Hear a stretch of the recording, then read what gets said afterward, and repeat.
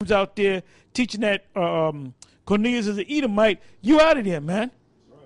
You know, we're going to send you that memo. If you're teaching that the mark of the beast is an embargo or might be Christianity, or somebody asked me, is a mark of the beast homosexuality? No, it's not homosexuality. But if you're a homosexual, you're going to take that mark, all right? The mark of the beast is the chip, the microchip. That's it. It's a physical thing that they're going to put in your either your right or left hand, because it says right hand in Revelation 13, but in other scriptures it says your hands. Yeah. It mentions hands in Revelation 20. Yeah, it mentions hands. Because these guys try to flip it and say it says right hand. Over there in Europe, they got it in the left hand. But it says in Revelation, the 20th chapter, in hands. Your hands, man. Yeah. Okay? That's right. So that's what it means. It doesn't mean it doesn't mean to take up the white man's arms. It doesn't mean to join this man's police force. Doesn't mean to like they teach, it means to fighting this man's military. You take the gun in your right hand. Well, guess what? That according to that, Nate has a mark of the beast. Okay? It's not no goddamn embargo or Christianity like that clown General Yohannes said. It's an actual physical device. Mm-hmm. Cornelius being an Edomite, you have no business teaching, man. Calling the Most High's name Alahayim and Alashadya and all that, that's not his name, man. Mm-hmm. The Most High's name is Yahweh and the Son's name is Yahweh Shai. So that's the business. When you conduct business, you have a business plan and you conduct business according to the CEO or the president or the vice president or the stockholders. You a guy trying to make it. You trying to be the next CEO. You trying to be the president, one of the presidents, man. So you impressing your boss. Yeah. Be they stockholders or CEO or CFO or whatever. You trying to be in one of them offices, man. Yeah. So the Most High is the head CEO, let's say. Yeah. So it says, hold up, brother. It says the Spirit's on me. To be occupied in anything. To carry on a business. To carry on the business of a banker or a trader. Ooh. That's why he gave them talents. Yeah, to trade. He said, occupy till I come. This is Luke chapter 2, verse 49. And he said unto them, how is it that you sought me? Wish ye not that I must be about my Father's business? Yeah, that's right. Because like that word occupy is heavy. Now the root word, goes back to the word pragma, which is a business to work. Pragmatic. Right, which works. Right, practical. That's another word, practical. Yeah, and no one goes into business without making a profit. You go into business to make a profit. So the profit is the brothers that come in by way of us going out there and teaching. That's why these Fortune 500 companies, when they go to recruit, they're not going out to Chicago to recruit gangbangers. No. They ain't going out to California to recruit gangbangers. They're not out there to get Bloods and Crips. They ain't going out into the hood, some goddamn where, you see motherfuckers, excuse my French, in a damn project. They ain't saying, look, we want you to come to our corporate offices, man. We need businessmen and businesswomen. Because y'all will tear that business, because y'all don't know business, man. They get people, and you get certain occupations and certain Fortune 500 companies by, first of all, going to the top school, a top business school. And I'm going to look up the top business schools, man. Like you go to Yale or Harvard to get the top lawyers and so forth. There's certain schools that MIT and so forth, and there's certain schools that they excel in business. And where do you think these Wall Street guys recruit their people from? From these top business schools, man. Because they know they're going to do the job right. They're just going to grab anybody, man. Yeah. See, it's not about being a part of business. the Most High's business, but it's about conducting business the right way. Okay?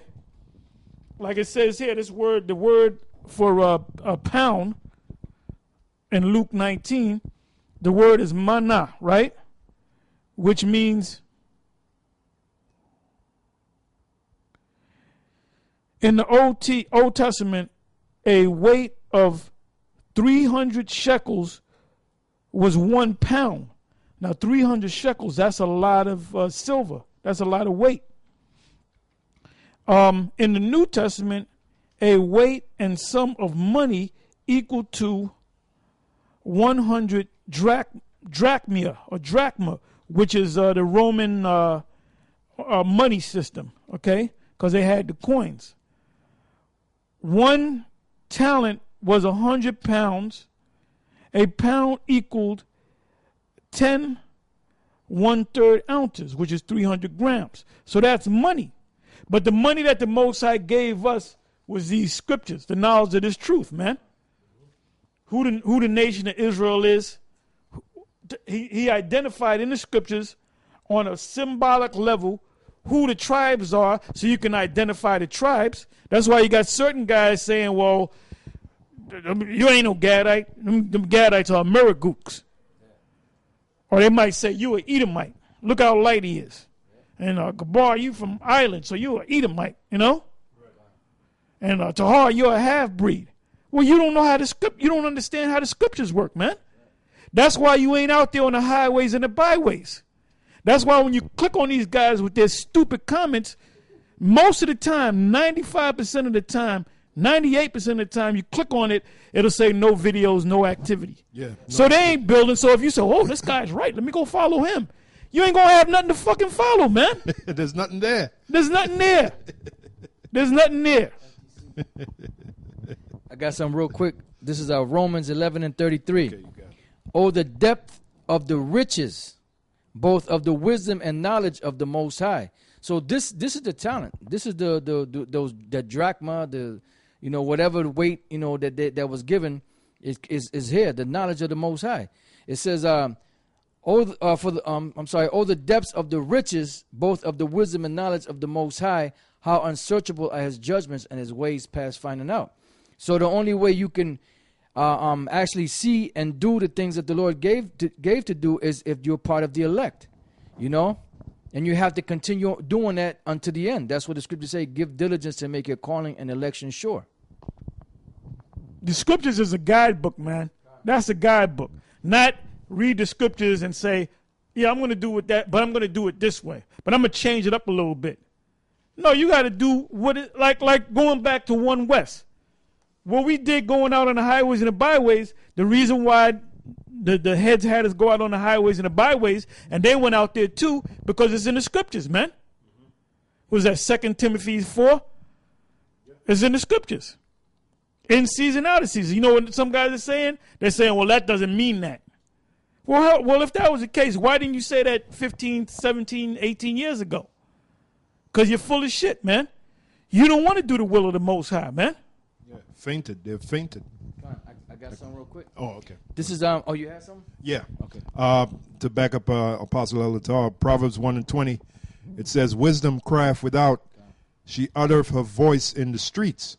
So we're supposed to be in the streets, because we're the ones that have the wisdom being this truth, this knowledge, this understanding of the Heavenly Father and the Son.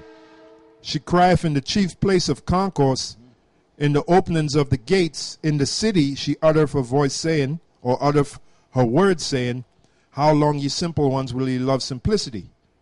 And that's when we go into the truth, when we go into the fact that, America is known as Babylon the Great in the Bible, that the so-called Negroes, West Indians, Puerto Ricans, you're really Israelites, you're not Negroes, you're not Puerto Ricans. We go into our delivery right there on the streets. That's the occupy. That's the business that the Lord called us to do. And like Elder Apostle Tar said, it doesn't matter whatever weather. It's year round. There's no breaks in this thing. That's it. That's it. This is Isaiah chapter 55, verse 1. Ho, everyone that thirsteth, come ye to the waters, which is the knowledge. And he that hath no money, come ye, buy and eat. So how do you buy and eat? By studying, by teaching, You know, and the Lord will keep increasing you. But what did Nate say? You gotta get a camp starter kit. You gotta buy them T-shirts. You have to buy them. You have to buy things from this guy, man. It says, "Come ye, buy and eat. Yea, come buy wine and milk without money and without price."